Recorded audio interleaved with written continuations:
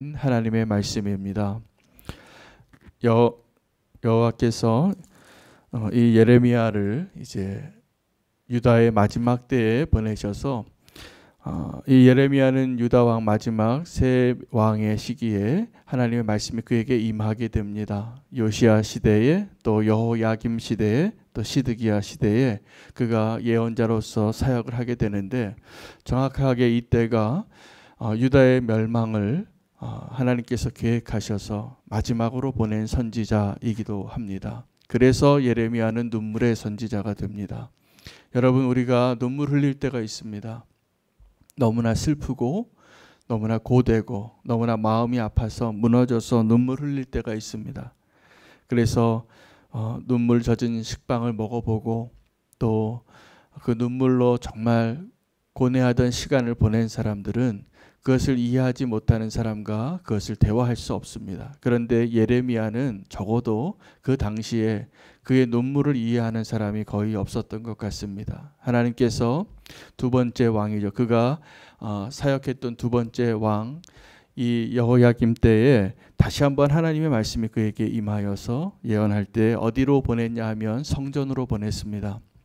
그 성전에는 다른 선지자들과 또 제사장들과 또 예배하는 사람들이 모여 있는 곳에서 하나님의 말씀이 이 예배를 새롭게 하고 성전을 새롭게 하라는 말씀을 전하게 됩니다. 그리고 그들의 길과 악행을 떠나서 이제 돌이켜서 하나님의 재앙을 받지 말라고 이야기할 때에 그가 경험한 것은 생명의 위험이었습니다.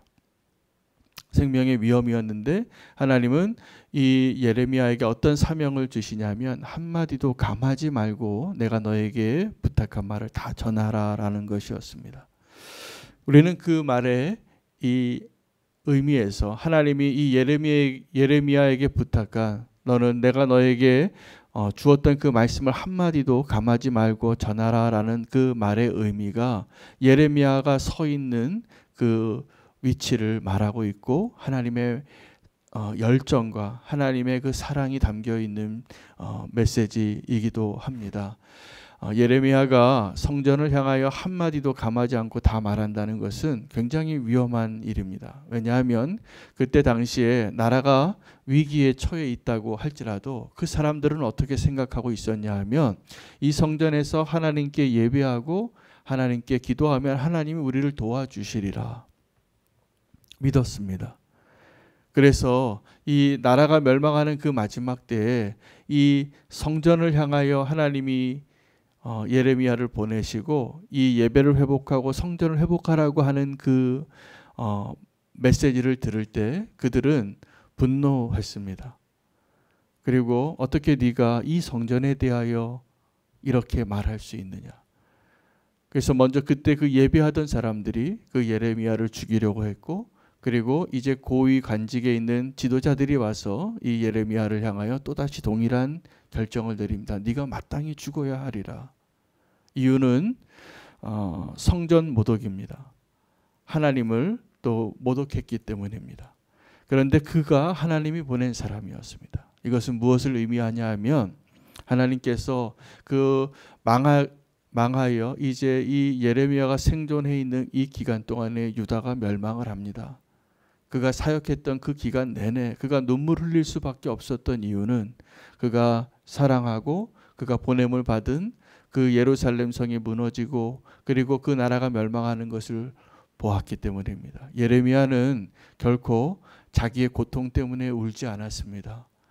그가 오늘도 죽임을 당할 위치에 있을 때 그가 그렇게 이야기합니다. 너희 마음대로 해도 좋다. 나를 죽여도 좋다. 그러나 너희가 분명히 알라. 그것을 통하여 그것이 너의 죄를 너희가 죄인됨을 너희가 악함을 드러내는 계기가 될 것이다. 죄 없는 자의 피를 흘리는 증거가 될 것이다. 예레미야는 자기의 목숨에 연연한 자가 아니었습니다. 도리어 그 예루살렘 성이 어소속히 하나님께로 돌아오기를 소망하는 그 마음으로 하나님의 말씀을 가감하지 아니하고 온전히 말씀을 전했던 하나님이 보내신 선지자였다는 사실입니다. 그런데 하나님께서 오늘 그 예레미야 선지자를 보내신 그 곳이 성전이라는 사실입니다. 오늘 우리가 그래서 이 예레미야의 메시지를 내가 예레미야라고 생각하고 들을 것이 아니라 예레미야가 나에게 와서 오늘 하나님의 말씀을 전해준 것으로 받아야 마땅합니다. 오늘 우리의 예배가 어떠한지, 또 내가 성전된 삶을 살아가고 있는지, 성도의 삶을 온전히 살아가고 있는지, 예수 그리스도의 제자로 온전한 모습이 맞는지 오늘 예레미야의 음성을 들을 수 있기를 원합니다. 저는 오늘 이 말씀을 적용해 보니까 이 코로나 시대에 하나님이 하시는 일들을 조금 더 희미하지만 더 분명하게 볼 수 있게 해주시는 본문이에요. 우리가 요즘 어떤 도전을 받고 있습니까? 이 코로나 시대에 가장 지금 하나님이 다루시고 있는 대상 중에 하나가 교회더라고요. 여러분 이것을 남의 일로 여기지 않으셔야 합니다. 저는 사실 목사로서 성도의 그러한 우리 모임이 온전한 예배가 또 교회가 교회됨을 정말 핍박하는 것과 같이 느껴지는 마음을 가질 때가 많았어요. 그래서 신문을 보거나 또 공문이 날아올 때마다 공무원이 와서 이 예배에 대해서 정의하고 저는 왜 화가 났었냐 하면 예배가 어떠한 것인가를 나라가 정해 주더라고요.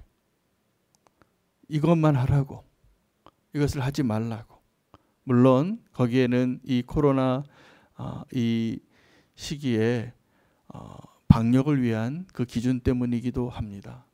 그러나 제가 어떤 마음이 들었냐 하면 예레미야가 이 성전에 대해서 예언할 때 그 자리에 있었던 선지자와 제사장들과 또 예배하는 자들이 그 이야기를 하는 그 예레미야를 죽이고 싶었어요. 왜요? 하나님을 신성 모독했기 때문이죠. 네가 어떻게 감히 이 예루살렘에 대해서 이렇게 예언할 수 있냐? 네가 누구이길래? 거꾸로 생각해 보니까 두렵더라고요. 오늘 하나님께서 우리의 예배를 또 우리 성도됨을 어떻게 하나님이 원하시는가를 다시 한번 생각하게 되었습니다. 제가 동일하게 그 예배에 대해서 또 교회에 대해서 억울하고 그리고 이것에 대한 제가 반발하는 마음이 들고 정말 주님의 은혜가 아니면 제가 그 마음을 다스리기가 힘들었어요. 평안을 잃어버리게 되더라고요. 그런데 오늘 이 말씀으로 다시 한번 하나님이 정말 원하시는 것은 우리의 성전이 성전되어지고 우리의 예배가 정말 예배되어지고 성도가 정말 성도되기를 원하시는 하나님의 열심이었구나. 여러분 우리가 이것으로 분노한다면 우리는 지금 예레미야 시기에 예레미야를 죽이고 싶어 했던 또 다른 선지자들과 제사장들과 똑같은 마음이지 않을까 생각을 해보셔야 합니다. 우리가 생각하기에 이것이 옳고 이것이 우리가 의로운 것이고 거룩한 것이고 우리가 지금 그러한 모습으로 온전히 있다면 문제가 없겠지만 만약에 정말로 우리가 우리의 길과 행위를 바꾸어야 하고 주님께로 다시 한번 온전한 예배로 회복되어져야 할 대상이 맞다면 이 코로나가 또 하나의 예레미야일 수도 있지 않겠습니까?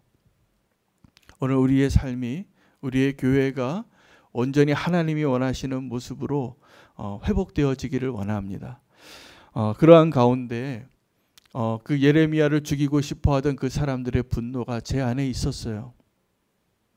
그런데 또 동일하게 어떠한 마음이 드냐 하면 정말 이전처럼 우리가 함께 더 예배하고 성도의 교제를 더 나누고 온전한 공동체로 세워지고자 싶은 이전의 것이 얼마나 소중했는지를 깨닫게 해주시더라고요. 갈망이 있는 거죠. 원래 우리가 이렇게 놀라운 은혜를 누리고 있었는데 그것을 빼앗아 가려고 하고 그것을 제한하려고 하니까 우리는 그것이 더 갈망해진 것입니다. 자, 그런데 오늘 우리가 갈망해야 될 그것은 이전에 우리가 그냥 함께 당연하게 누렸던 것이 이렇게 소중한 것이었구나라는 것을 깨닫는 데 머무르면 안 될 것 같습니다. 정말 하나님께서 우리 교회에 원하시는 것이 무엇이고 성도에게 원하는 것이 무엇인가? 더 본질적으로는 우리의 예배가 더 온전히 회복되어져야 하는 걸 주님이 말씀하신 거예요. 여러분, 자신을 새롭게 하는 것과 성전을 새롭게 하는 것 중에서 어떤 것이 더 어려울까요? 예수님 당시에 많은 유대인들이, 심지어는 예수님의 제자들까지도, 함께 따르던 그 무리들까지도 예수님 앞에서 이 헤롯 성전, 46년 동안 지어진 이 웅장한 성전을 한번 보십시오. 하나님 앞에서 그 성전을 자랑했는데 하나님은 그 예수님께서는 이 성전을 헐라, 내가 사흘 만에 다시 세우리라. 여러분, 성전이 너무나 소중한 것이 맞습니다. 그러나 정말 주님이 원하시는 것은 우리 자신이 하나님 앞에 온전한 성전된 자로, 우리 안에 거하실 수 있는 그 그릇으로, 그 마음이 하나님 보시기에 합당한 자의 모습으로 서 있는 것을 주님이 정말 원하시는 것입니다. 우리는 가짜 예배, 거짓 예배를 드리면서도 충분히 기뻐하고 은혜 받을 수 있습니다. 하나님 없이도 우리가 눈물 흘릴 수 있고요. 하나님 없이도 내가 이곳에서 감동으로 예배하는 자로 거룩한 손을 들고 예배하는 모습일 수도 있어요. 근데 하나님이 원하시는 진정한 거룩한 모습은 뭐냐면 너희의 악한 길과 행위를 바꾸라는 것이에요. 여러분, 우리의 삶 가운데 우리의 죄악이 있고 연약함이 있고 온전하지 못함이 있는 채로, 또 하나는 내가 지금 이 자리에 있는 것이 이미 거룩하고 온전한 자로 여기고 이 자리에 있어서 하나님이 보내신 그 선지자를 우리가 알아보지 못하고 있다면 우리는 너무나 위험한 자들인 것입니다. 우리의 거짓 예배를 하나님께서 얼마나 새롭게 하기를 원하시는지, 그런 의미에서 봤을 때는 우리가 한자리에 함께하지 못해도, 어쩌면 교회 건물이 무너질지라도, 아니면 정부가 공문을 붙여서 우리가 더 이상 이곳에서 예배하지 못하는 어떤 강경한 결정을 내릴 수도 있겠죠. 공산국가처럼. 저는 한 번은 그런 생각이 들더라고요. 저희 집 거실에 제가 이렇게 책상이 하나 있습니다. 우리 탁자가 하나 있는데 그런 생각이 얼뜻 들었어요. 언젠가 그곳에서 내가 핸드폰으로 설교를 보내드리는 날이 혹시 오지는 않을까? 우리가 이렇게 모이기를 어렵게 되어지고, 지금 이렇게 비대면 예배라도 드릴 수 있잖아요. 만약에 이것도 어려워지면 어떻게 될까요? 정말 코로나가 더 심해져서 집에 다 가택연금 하듯이 다 있으라고 하면, 이 비대면 예배도 어려워진다면 어떻게 될까? 그런 날이 올 수도 있겠더라고요. 그러나 그럴수록 우리는 그러한 상황 가운데에서 하나님이 정말 원하시는 것을 우리가 깨닫고, 하나님이 원하시는 것은 우리의 길과 우리의 행위가 악에서부터 돌이켜서 하나님께로 온전히 회복되어지는 것을 원하시는 것입니다. 하나님을 알지 못하는 사람들은 더 이해할 수 없을 겁니다. 지금 하나님을 알지 못하는 정부나 또 언론이나 또 이 세상에서는 보십시오. 이 예배와 가게를 문 여는 것과 어떤 것이 더 중요하다고 생각할까요? 교회에서 감염자가 나왔을 때와 이태원의 클럽에서 감염자가 나왔을 때와 생각하는 판단과 결정과 기준이 너무나 다른 것을 보고 있습니다. 우리는 그러한 정부나 그러한 결정에 대해서 좀 억울하고 분노가 나올 때도 있습니다. 그러나 우리는 그것에 대해서 분노할 때가 아닌 것 같아요. 회개해야 할 때. 우리가 하나님이 원하시는 정말 그 메시지를 듣는 자라면, 하나님께서 원하시는 것은 이 예배가 회복되어지고 성전이 회복되어지는 그것을 원하시는 거예요. 정말 이 예배가 하나님 앞에 성전 앞에 나와서 모여서 하나님 원하시는 것은 만민이 기도하는 집을 원하시는 것이고 하나님을 만나는 것이죠.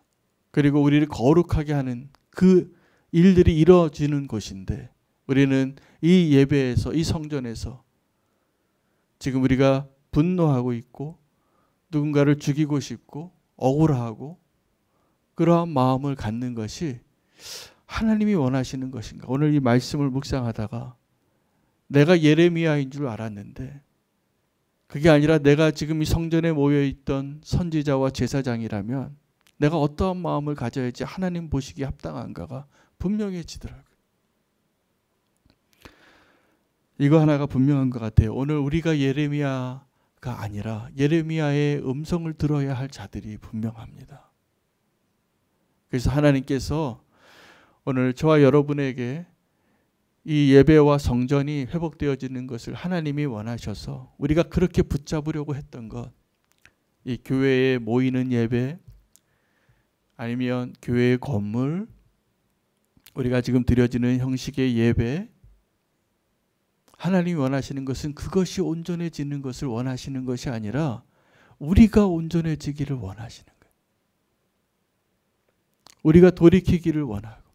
그래서 오늘 우리가 정말 붙잡아야 할 것은 왜 정부가 교회를 불공평하게 대하는가가 분노해야 할 이유가 아니라 하나님께서 오늘 우리에게 정말 원하시는 것이 무엇인가를 깨닫는 거예요. 세상은 모를 거예요. 정부는 그걸 몰라요. 방역 당국도 몰라요. 언론도 몰라요. 우리에게 정말 하나님이 온전히 하나님 되어지고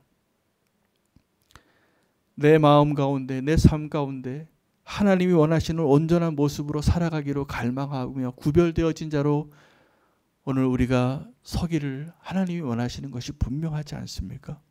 저는 오늘 이 본문을 통하여서 우리는 교회가 너무나 감사하더라고요. 여러분, 우리는 교회가 하나님의 은혜 가운데 하나님의 섭리 가운데 시작되어진 이유가 내가 성전인 거예요. 건물이 아니라. 우리는 이 건물이나 아니면 이 성전을 하나님처럼 여기고 그리고 그곳에 있기만 하면 내가 거룩해진 것 같고, 그런데 하나님은 성전을 통하여 약속하셨지만 그 약속을 어떻게 이루길 원하시냐 하면 내가 이 성전을 허물지라도 오늘 뭐라고 얘기했냐면 이 예루살렘이 실로가 될 것이라고 예언하니까 분노한 거예요. 실로는 이전에 언약궤가 있었던 곳이기도 하지만 이미 무너져버린 거룩한 장소예요. 그래서 이 예루살렘이 실로가 된다는 것은 마치 이 예루살렘이 저 북이스라엘 먼저 수백 년 전에 멸망했던 저 북이스라엘과 똑같아진다라는 그 예언을 들으니까 분노하는 거예요. 우리는 누구보다 더 거룩하다고 생각하고 우리 교회는 다른 교회보다 조금 더 나은 것 같고 나는 저 성도보다 조금 더 온전한 성도인 것 같고 위험합니다. 그래서 예레미야가 말한 거예요. 이 예루살렘이 실로와 같이 되어질지라. 어떻게 하면요? 너희가 너희 길과 행위를 고치고 하나님께 속히 돌아오지 아니하면. 그 이야기를 하는 선지자를 죽이고 싶은 그 마음이 들 때 너희 마음대로 해도 좋다. 너희가 죽여도 좋다. 그러나 너희가 정령 알지니 너희가 무죄한 자의 피를 흘린 것이 증거되리라. 오늘 하나님이 우리에게 주신 말씀 예레미야서가 이제 시작이 되어질 텐데 이 나라와 민족을 함께 생각해 보면 우리에게 주시는 하나님의 메시지가 많이 있더라고요. 우리가 하나님 앞에 우리의 예배가 회복이 되어지고 성전을 향한 그 메시지 안에 하나님 정말 원하시는 것은 성도를 향한 메시지예요. 나를 향한 하나님의 음성을 듣고 나의 삶과 나의 생각과 나의 길과 나의 행위가 하나님이 기뻐하시는 모습으로 온전히 회복되어지는 것이 진정한 예배입니다. 내가 변화되지 않고 여러분 정말 예배는 너무나 소중한 자리가 맞아요. 그 예배에서 거룩한 하나님을 만나고 내가 씻김을 당하고 의로운 존재로 회복이 되어지고 하나님을 만나는 그 행위가, 그 축복이 누려지는 장소라서 하나님께 영광을 올려드리고 하나님을 만나는 순간이에요. 그 장소예요. 하나님의 열망을 우리가 어디서 또 알 수 있냐면 하나님께서 5절 말씀입니다. 하나님께서 함께 읽겠습니다. 내가 너희에게 나의 종 선지자들을 꾸준히 보내 그들의 말을 순종하라고 하였으나 너희는 순종하지 아니하였느니라. 6절 말씀까지 읽겠습니다. 내가 이 성전을 실로같이 되게 하고 이 성을 세계 모든 민족의 저주거리가 되게 하리라 하셨느니라. 여러분 요즘 교회를 향한 여론이 별로 좋지 않습니다. 정확하게 오늘 이 말씀 그대로 되고 있어요. 이 예루살렘이 실로가 되고 이 거룩한 성이 민족의 저주거리가 되게 하리라. 실로가 되고 하나님이 훨씬 더 마음이 아프십니다. 그러나 하나님이 그 마음 아픈 것보다 더 크신 하나님의 사랑과 열정을 우리가 알아야 돼요. 어떻게 하셨다고요? 끊임없이 계속해서 내가 선지자를 너에게 보내지 아니하였느냐. 그런데 너희가 순종하지 아니하였느니라. 이 말을 예레미야가 하고 있는 거예요. 이 말을. 사람들이 만나도 누가 내 잘못을 지적하는 사람 만나면 좀 힘듭니다. 그 사람 만나고 싶지 않습니다. 좀 좋은 말을 하고 덕이 되는 말을 하고 나를 격려해주고 나를 이해해주고 공감해주는 사람 만나는 게 훨씬 좋습니다. 그러나 우리가 정말 변화되지 않은 모습으로 하나님 보시기에 위험한 예배자라면 오늘 이 말씀을 우리의 마음에 담으시기를 축복합니다. 그리고 내가 예레미야가 아니라 예레미야의 말이 필요한 사람인 것을 우리가 인정하고 겸손하게 우리가 다시 한번 하나님께서 오늘 이 말씀 듣게 하신 것 자체가 은혜예요. 하나님 심판하시기 전에 오늘 하나님의 은혜로 나의 삶이 회복이 되어지고 하나님이 원하시는 정말 하나님이 기뻐하시는 예배자로 서는 그 축복을 누리기를 원합니다. 우리의 연약함을 인정해야 합니다. 그리고 하나님께 다시 돌아와야 합니다. 하나님께서 오늘 우리에게 주신 그 말씀 그대로 하나님 우리의 예배를 회복시켜 주시고 우리의 교회를 회복시켜 주시고 하나님의 영광을 회복시켜 주시옵소서.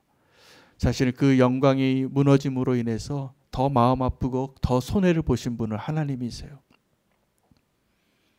우리가 분노하고 네가 감히 어떻게 이 성전을 향하여 예언하느냐라고 분노하는 그 억울함보다 사실 하나님의 마음이 훨씬 무너지는 것입니다.